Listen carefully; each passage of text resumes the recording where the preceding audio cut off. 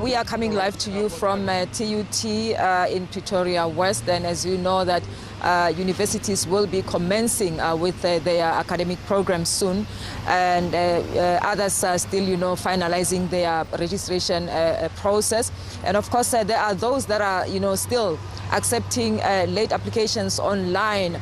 But we are now joined by some students here just to, get their expectations of the president's speech tonight. What is it that you'd like him to talk about?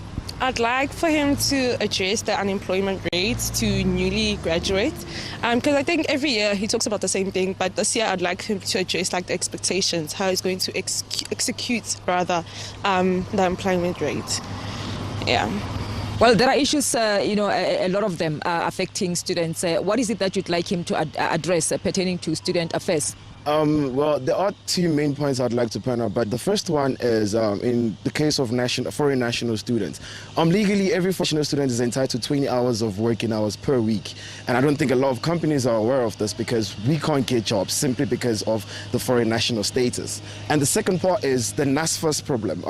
NSFAS tends to respond to students 3-4 months into the year, and they struggle with registrations. And now some students don't even get into university because they can't register, and then NSFAS replies by May, June, and it's just quite confusing as to what do I do with the money by May, June, because I can't even get into school. So I hope it can have some form of light to help simplify or help that confusion and mistake, I don't even know what to call it, but actually help students find some form of financial stability to help ourselves be better people for the community, both local and foreign nationals.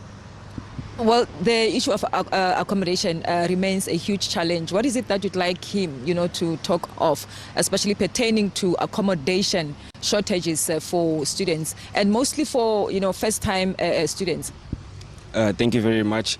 So first and foremost, as I believe that our accommodations right now are quite old, and students feel very discomforted in the living space right now. So I believe that the government should invest in better accommodation, not just here but nationally in all res accommodations, because most of us are currently not staying in school because of the conditions of the res. Unfortunately, we have to find other places outside which we struggle more because they become full or struggle with accommodation. So I believe that the government should invest in student accommodation, also to just provide a more comfortable space for students and for well-being, and so that they don't feel discomforted in their study spaces. Thank you.